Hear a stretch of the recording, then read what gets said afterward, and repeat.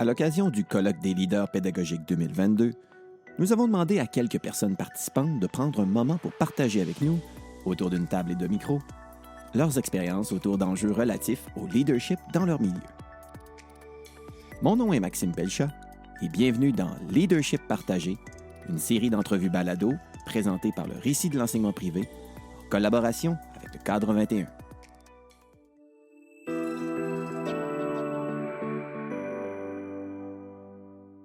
Parlons de leadership partagé dans un angle interordre. J'ai la chance d'avoir avec moi pour discuter France Brunet, qui est à la direction pédagogique de l'Académie La Fontaine, et Isabelle Lechéné, qui est à la direction pédagogique du séminaire de Sherbrooke. Et puis là, on va couvrir, dans le fond, vraiment interordre du primaire jusqu'au collégial. Puis on saute tout de suite. France, le leadership partagé dans votre organisation, ça se matérialise un peu comme? Bien justement, je pense que le fait qu'on ait deux ordres, oui, c'est important d'avoir, on ne peut pas tout porter sur nos épaules. Là. Moi, dans les 5 dernières années, parce que dans mon parcours, j'étais DSP au secondaire, puis on a primaire secondaire dans notre école. Les 5 dernières années, j'étais directrice pédagogique du primaire et du secondaire. Ce qui était vraiment fascinant, là, de partir de la maternelle, de la continuité jusqu'en 5e secondaire, puis de faire des liens. Fait que ça, c'était super intéressant, mais dans l'organisation scolaire, pour arriver à nos fins, partager le leadership, je ne pouvais pas garder tout ça sur mes épaules toute seule, fait qu'il fallait que je le partage. Puis au-delà de mes directions adjointes, mais ce qui s'organise d'une façon primaire, puis s'organise d'une façon différente au secondaire. Donc, déjà, si je parle du primaire, bien, je ne peux pas libérer des gens ou d'être leader pédagogique à 20 de tâches, parce que si je libère 20 bien, c'est un lundi.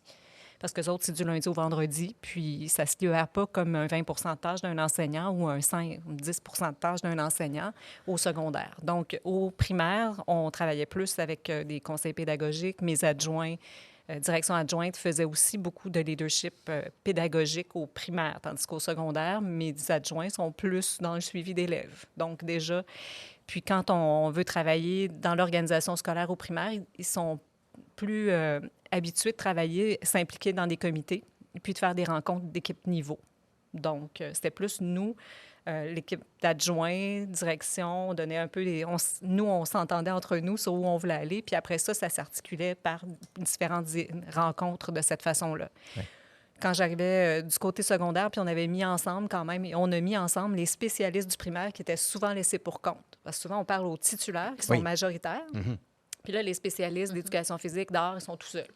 Fait que finalement, on les a mis avec nos spécialistes du secondaire. Fait que ça a été intéressant aussi pour avoir une continuité puis qui parlent le même langage puis qui se retrouvent, donc, au niveau pédagogique.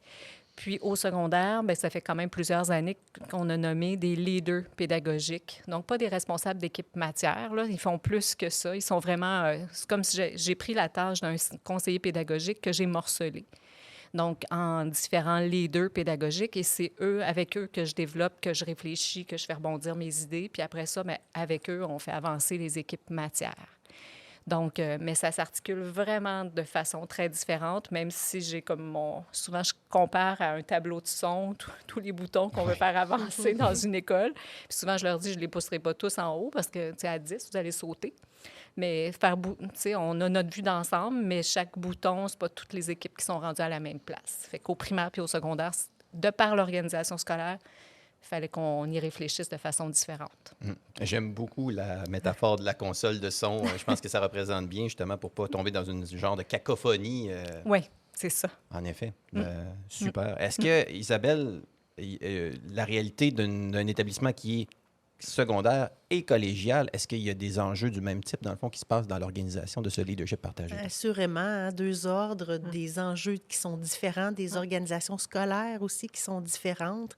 Si je vous parle d'abord de l'ordre collégial au séminaire de Sherbrooke, bien, le collégial est structuré en équipe-programme.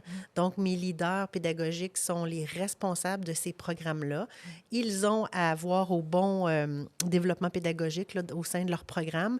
Et un enjeu assurément qu'ils rencontrent, ce sont dans leur équipe, il y a des chargés de cours qui n'ont aucune formation en pédagogie, des professionnels des différents milieux d'emploi, donc qui acceptent de venir enseigner 45 heures, 60 heures de cours. Donc, la vigie pédagogique, le transfert des connaissances pédagogiques, la modélisation pédagogique prend tout son sens, là, parce que ces professionnels-là, ils veulent vivre l'expérience de l'enseignement, mais n'ont aucune notion. Ils ont des expertises très, très pointues. Je cite, par exemple, technologie de l'architecture. On a des architectes qui viennent enseigner. Alors, on peut supposer que de réfléchir à une pédagogie active, d'élaborer une séquence d'enseignement, ça ne cadre pas du tout avec la formation d'architectes qu'ils ont eue. Donc, les leaders pédagogiques au sein du réseau collégial ont de la bonne supervision pédagogique à faire. Donc, moi, je ne peux pas veiller à tout ça, hein. Il y a aussi une expertise programme. Donc, ce sont vraiment mes bras droits. C'est mon équipe d'enseignants qui travaille avec moi le développement pédagogique. Donc, j'entends qu'il y a vraiment un besoin de créer des contextes d'échange, dans le fond, dans ce leadership partagé-là, puis que ça peut vraiment s'incarner par plusieurs personnes différentes, pas nécessairement par la personne qui a le titre de direction, au contraire. C'est bien ça? Exact. Puis, on a des enseignants, je dis toujours que les enseignants sont de nature très modeste, hein, dans nos différents milieux. Puis moi, je cite souvent les enseignants là, au collégial, mais aussi au secondaire. Là, quand j'accueille des nouveaux enseignants, je cite des personnes. J'aimerais que tu t'intéresses à telle approche de tel enseignant. C'est extraordinaire ce qu'elle fait, cette personne-là. Puis les enseignants sont toujours touchés et même surpris parce que pour eux, c'est quelque chose d'assez banal, assez normal, alors que non. Alors moi, je leur dis, soyez fiers de ce que vous faites, cette fausse modestie-là. Il faut être fier des pratiques qu'on met de l'avant dans le réseau de l'enseignement, mais bon, c'est un petit constat que je fais au fil des ans. Et ça, je pense que ça transcende les ordres d'enseignement. Oui, vraiment, vraiment. Sois fier, parle de ce que tu fais, partage, c'est riche, c'est précieux et ça va inspirer assurément tes collègues. Justement, est-ce qu'il y a des façons de faire pour mettre en lumière ces belles réussites, ces bonnes pratiques pour que justement que ça soit contagieux dans le milieu? Est-ce qu'il y a des choses que vous voyez dans vos organisations respectives qui sont porteuses, dans le fond, pour que ça soit contagieux? Je pense que c'est créer des moments de discussion, pas juste faire un tableau, là, des bons coups, des choses comme ça. Je pense que des fois, on a essayé des choses différentes pour les mettre en lumière parce qu'ils sont si modestes. Puis je pense que c'est juste le faire ça régulièrement, de les valoriser, mais plus de les faire parler entre eux, de ce qui te passionne. Toi, présentement, tu es en train de faire un projet en lecture, puis parle-moi de ça. Puis l'autre va peut-être travailler. Fait que je reviens à mon tableau de son, là, mais dans les équipes matières ou les équipes niveau primaire, mais souvent, ils ne sont pas tous allumés par la même chose, mais ils sont tous en mouvement. Donc, puis en autant nous, on doit s'assurer qu'ils soient en mouvement vers la même direction, mais quand même, il n'y en a pas un qui a abordé la chose de la même façon. Fait qu'il y en a que ça va être un projet en lecture, par exemple, pour reprendre l'exemple. Puis, mais au moins qu'il y ait cette ouverture de dire, bien, parle-moi de toi où tu es rendu. Fait que de créer ces climats, mais il faut que ça revienne quand même régulièrement. Ouais. Si on fait ça juste une fois par année, bien, c'est comme si on donnait un coup d'épée dans l'eau, là. Fait qu'il faut avoir une structure où il y a une discussion régulière, soit dans la façon de... Au primaire, ils ont une rencontre d'équipe niveau par cycle de 9 jours, tandis qu'au secondaire, bien, c'est plus difficile. Mais là, dans ce cas-là, je n'ai pas cette même organisation-là. Mais au secondaire, ils sont placés par salle de prof. Fait que là, au moins, on voit que dans la plupart des salles de prof, il y a cette discussion-là disciplinaire, au moins, qui se poursuit dans l'informel très souvent. Fait que ça, c'est riche aussi. Là. Oui. Ça fait avancer les choses. Et ne banalisons pas ces moments de discussion-là informels. Oui. Moi, je trouve que c'est là que naissent souvent de très beaux projets. Donc, comment, comme direction pédagogique, comment on peut provoquer ces rencontres-là un peu plus informelles? Parce que les formelles, elles sont au calendrier, ça va, les gens y participent, ils sont bons collaborateurs, mais comment faire en sorte que ce soit de l'informel un peu plus formaté? Oui, c'est comment ça. Créer ces moments-là un peu moins dirigés, je dirais. Oui. Puis France, je fais du pouce sur ce que tu disais tantôt quand tu disais que tes enseignants au primaire qui n'étaient pas titulaires se retrouvaient parfois un peu plus seuls. Oui. Bien, au collégial, au séminaire, on vit ça un peu. Entre autres, les enseignants de la formation générale, donc français, philo, éducation physique, anglais, qui font partie des équipes programmes, mais pas au même titre que les experts de contenu des équipes programmes. Et puis là, ben, en t'écoutant, je me disais, ça serait une bonne idée que je les mette en contact avec mes enseignants du secondaire. Oui. Français, univers social, avec philo. Donc, je vois là peut-être une belle possibilité là, d'échange, de collaboration. Ben oui. Parce qu'effectivement, de par la nature de leur cours, ils sont un peu plus seuls. Oui, c'est ça. Moi, je sais que quand on a instauré ça, il y en a qui faisait quand même très longtemps qu'ils étaient à l'académie puis qui disaient c'est la première fois que j'ai un sentiment d'appartenance à, par exemple, mon prof d'art, qui était le seul prof d'art au primaire. Mais quand on fait une réunion pour donner des consignes aux titulaires, bien, ils se sentent toujours un peu à part. Ou développement pédagogique, parler de l'évaluation, parce que le thème aujourd'hui, c'était l'évaluation. Mais ils sont seuls là, pour parler en art. On n'évalue pas de la même façon qu'en français ou en mathématiques. Donc là, de les mettre ensemble, qui échangent sur le même sujet, en tout cas, ça a été très porteur. Fait que ça, c'est intéressant. Puis après ça, bien, de faire les liens, en plus, c'est encore plus riche, là, de faire les liens. Bravo. C'est Bon ça. coup. Oui. Fait que, Parce que je trouve ça intéressant, ce que vous avez soulevé sur la dimension formelle, la dimension informelle de ces échanges-là. Mais j'ai noté aussi l'enjeu de la continuité là, dans le temps. Comment, justement, ne pas s'enfarger dans le fait de dire « Ah, OK, bien là, c'est... Le moment privilégié, c'est ça pendant l'année scolaire, puis après ça, on n'en parle plus. » Comment on fait pour instaurer cette espèce de culture qui devient un peu, là, par défaut maintenant, là, c'est comme on saute sur ces occasions informelles-là et que dans l'informel, tout d'un coup, se décide quelque chose soudain, dans le fond, de dire on va le formaliser, on va se mettre ça à l'horaire, puis ça c'est décidé dans l'informel. Qu'est-ce qui peut favoriser ça dans un milieu, dans le fond, qu'on en arrive à développer cette culture-là? c'est une bonne question. C'est une très bonne question.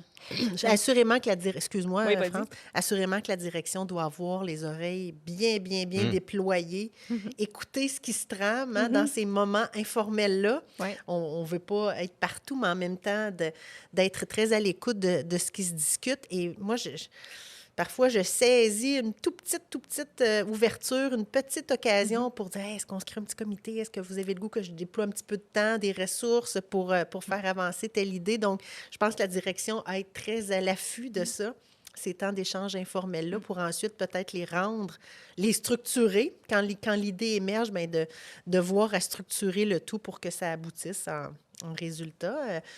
Mais oui, le défi est là, assurément. Mais je pense que c'est dans instaurer le climat de discussion. Puis là, même, je suis rendue en entrevue à dire aux gens, ça, depuis la dernière année, quand j'engage un nouveau candidat, de dire à l'académie, sois pas surpris. Est-ce que tu es prêt? L'offre est là, mais est-ce que tu es prêt à être remis en question? Parce qu'ici, c'est ce qu'on fait, puis je ne veux pas te prendre au piège. Je ne serai pas là si je te pose des questions, c'est pas parce que je veux te coincer. Mais est-ce que tu es prêt à être remis en question? Parce qu'ici, on est en chantier sur l'évaluation, par exemple, puis on est en train de se poser plein de questions. Puis quand les gens font, non, tu sais, oups, non, j'aimerais mieux pas, là.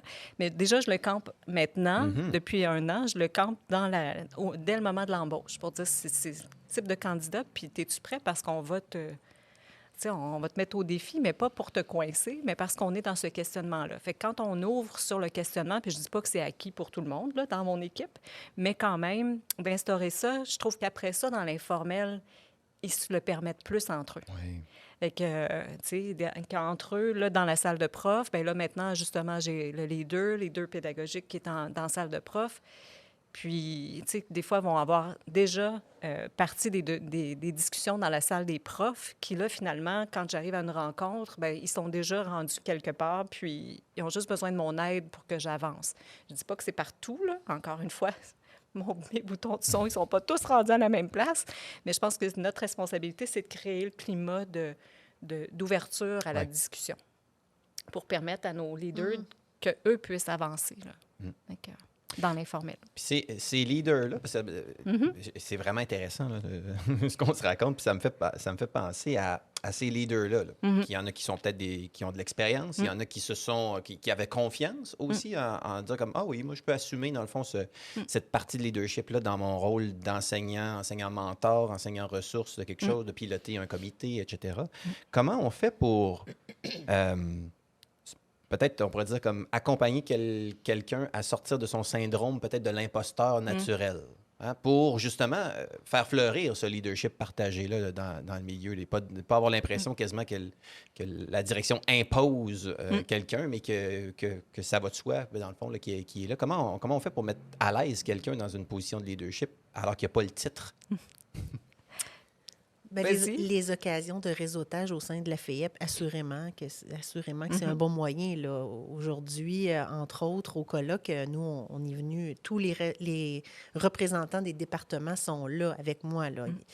Donc ça, c'est sûr que de voir un peu, de sortir un peu de son école, de voir un peu ce qui se passe à l'échelle du réseau, assurément que c'est réconfortant pour le leader qui hésite à prendre sa place de leader. Puis, un petit ingrédient tout simple, mais encore une fois, je pense qu'il ne faut pas banaliser, bien, c'est le plaisir aussi qu'on a à piloter certains dossiers, peut-être qui demandent un certain niveau de courage ou d'agilité. Bien, il faut avoir du plaisir dans le groupe de travail. Ces leaders-là vont rester avec nous si le plaisir est au rendez-vous, selon moi. Je pense que ça fait quand même quelques années que j'avais instauré ça, là, des leaders pédagogiques. Puis, tu sais, les premières années, j'avais pas pensé accorder autant de temps Mais finalement, maintenant, on a une rencontre à l'horaire, là, 2 heures par cycle de 18 jours. On se rencontre, les leaders.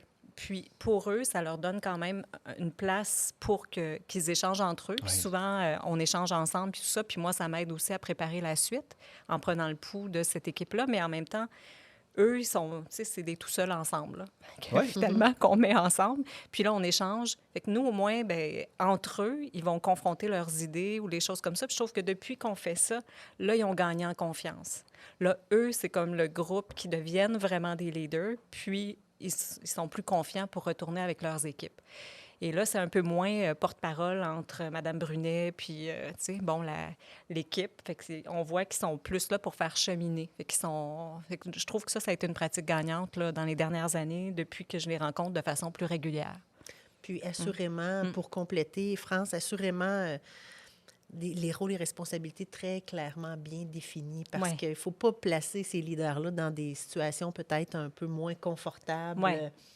Ça, c'est important pour moi que tout ça soit bien balisé. Qu'est-ce qu'on s'attend d'eux? Quel mandat on leur donne?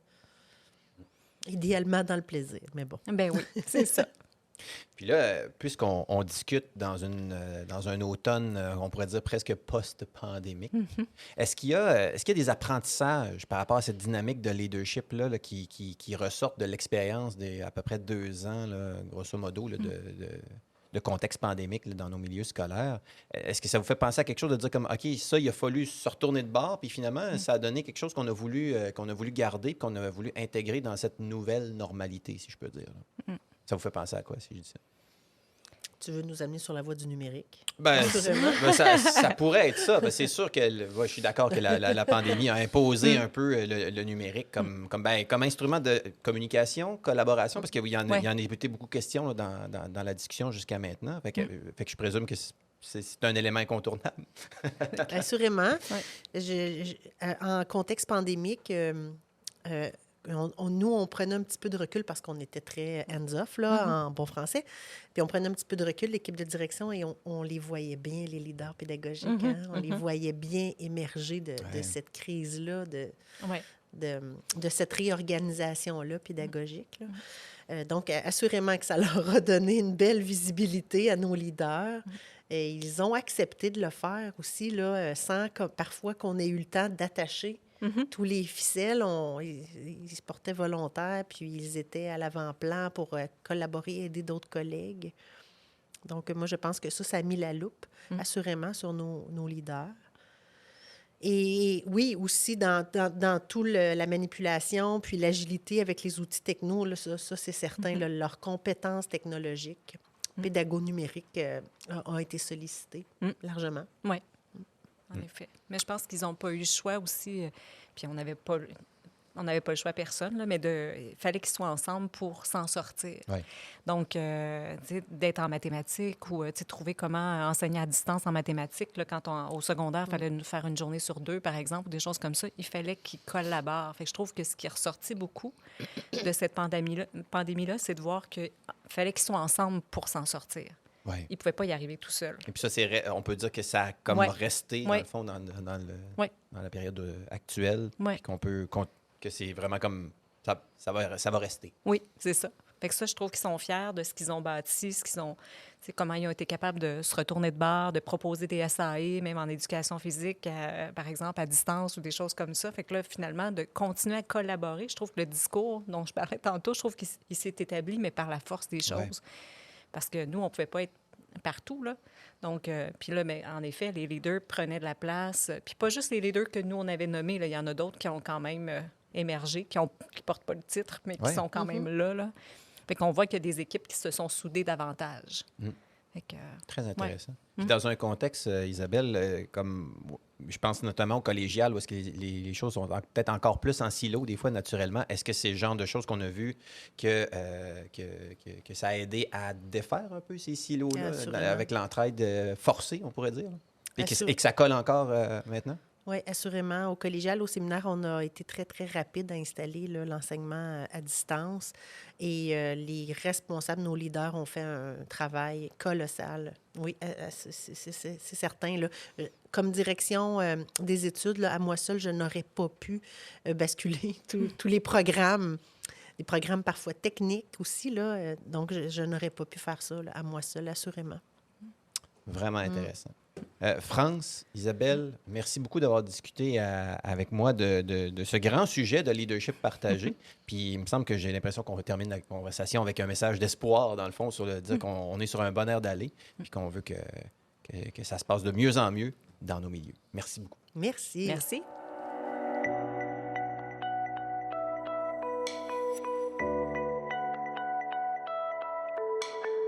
Leadership partagé est une série balado présentée par le Récit de l'enseignement privé, collaboration avec le Cadre 21.